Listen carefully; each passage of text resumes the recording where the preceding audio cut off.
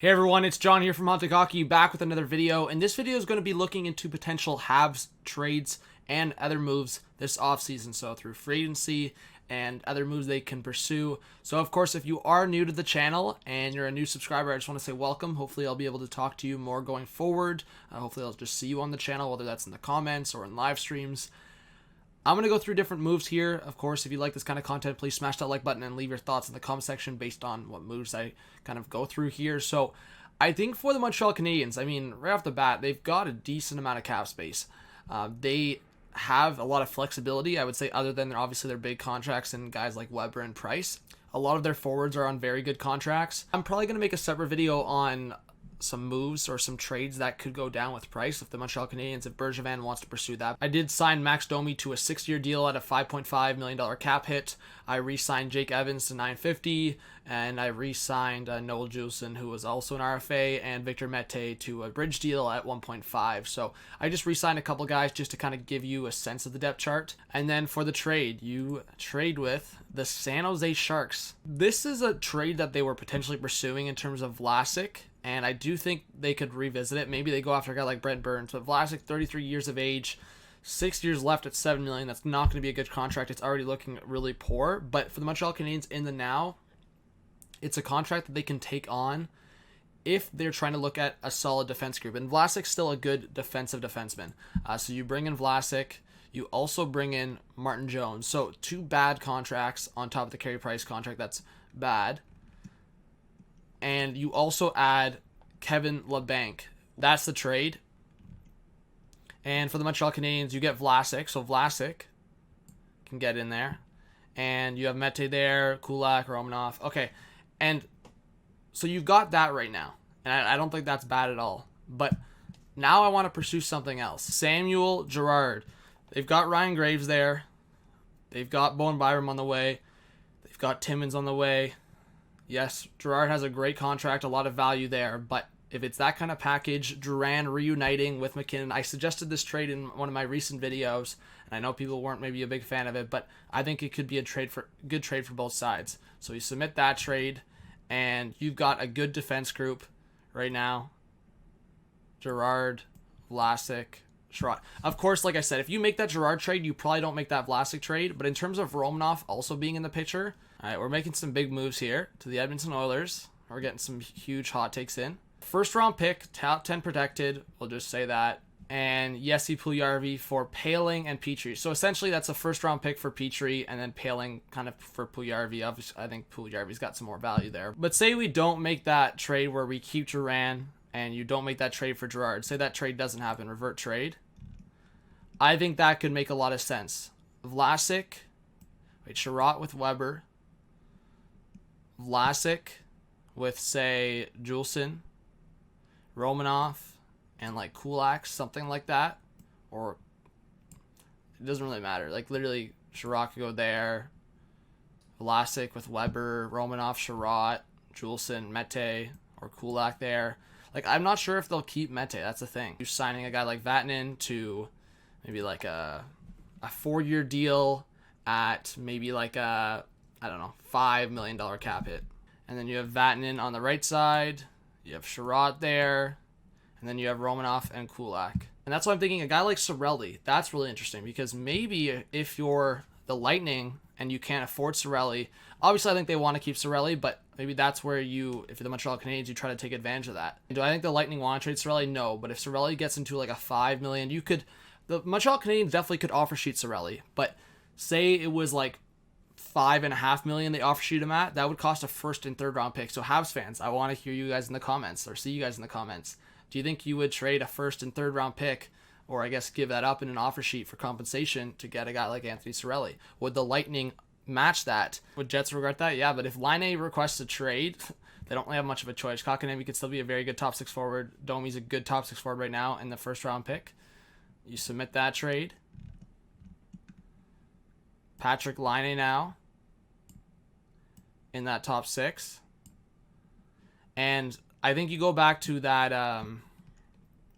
Cirelli trade. So Lightning would be getting compensation in a second and third, Mete and Danault for Cirelli. Submit that.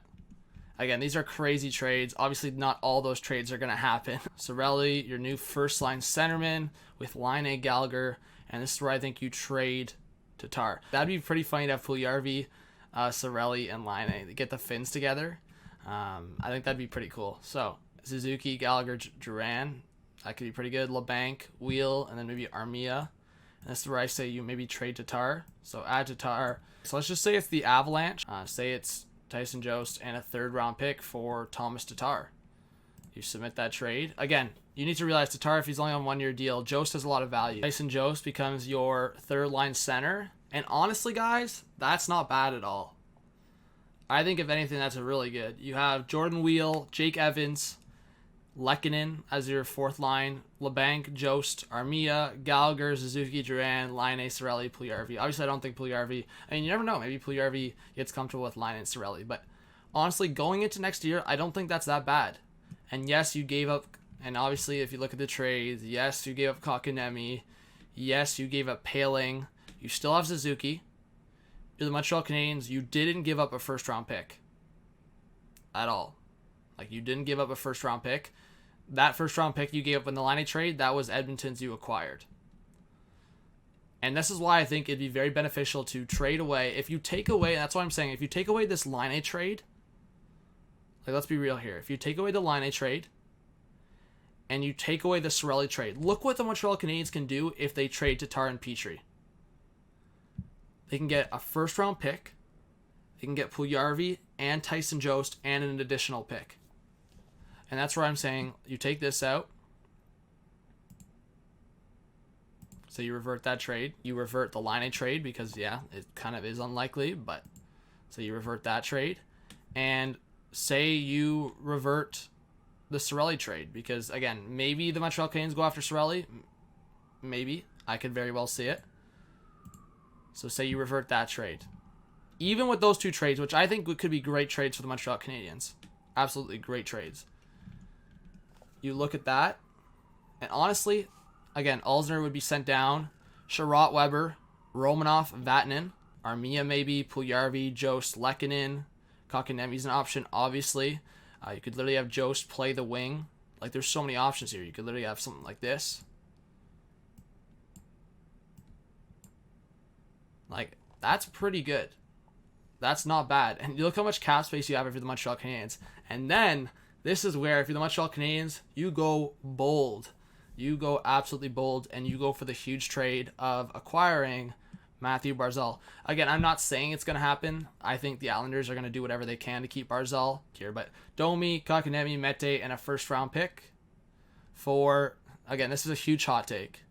But just in terms of potential moves that could happen, I guess it's in the potential. It's in the realm of possibility. For Barzal, boom. Say Barzal wants that big contract from Montreal. That the Islanders, I don't know. Maybe the Islanders would give him that. So Barzal at $9 million. Maybe it's more than that. Maybe it's less than that. But I feel like that's, again, for what market's going. And look at how much cap space the Montreal Canadiens still have, and there's just flexibility in free agency. So Barzal, Gallagher, Duran, maybe Jost is there, Deneau, Armia. Again, that's not the greatest offense there, of course. But that's something I could see in terms of the defense. Kulak's over there. Again, say you revert that as well. You go back to what we had. Gallagher, Suzuki, Duran, Deneau, Domi, Jost, Puljujarvi, Kotkaniemi, Armia, or maybe it's more something like that. But Armia had a really good year. That's why I'm saying maybe it's something like this instead. I think you might move on from Mete. I know Habs fans like Mete, but if you want to give that opportunity to Romanov, so maybe it's a smaller deal. If you move on from a guy like Mete, and maybe you move on from a guy like Deneau, like I said, you go back to, I think that's Cirelli trade. And that's where you add the first round pick again. So maybe those are the three trades that I would suggest for the Montreal Canadiens. You're getting a guy that can play heavy first line center minutes. Mete, Deneau, and a first round pick. Deneau's at a good cap hit, $3 million for the Lightning, so that works for them. And they might move guys like Palat or Killorn, maybe Tyler Johnson. Tatar, you get a third round pick in Tyson Jost. Maybe it's a higher pick, but I think Habs fans need to realize in that trade, Tyson Jost is a good player. I think he's going to be if not a top 6 player, a very good top 9, but I could see him being a very good top 6 forward. Maybe that's 3rd round picks, a 2nd round pick instead, but just for the sake of the trade, we'll leave it at that. And for this, I think you can look at Puljujarvi and you're getting a 1st round pick that you use in that Cirelli trade. And yeah, you move on from Petrie. He only has 1 year left. And I think that needs to be said. Tatar only has 1 year left, guys. So anyone that says Tatar has like this insane value, yeah, you could probably get a 1st round pick for Tatar. Tatar for a 1st round pick. But you're getting Tyson Jost plus a 3rd round pick, which in my mind could be more beneficial than just a 1st round pick. Maybe. Again, if you're the Avalanche, if you're thinking about the Avalanche, it's probably going to be a late 1st round pick, right? So you're probably drafting a guy that has the Tyson Jost potential. And then, yeah, I think I like these 3 trades for the Montreal Canadiens. Habs fans, if you made these 3 trades, would you be happy? I think you should be. Honestly, you getting Puljujarvi, a 1st round pick, Tyson Jost, and a 3rd for these 3 guys, I think that's quite a haul. And then flipping what the 1st round pick you got and attaching it with Danault and Mete. Danault, I think, has got, 2 years left of the $3 million cap hit. That's very good for the Lightning. They want to win now.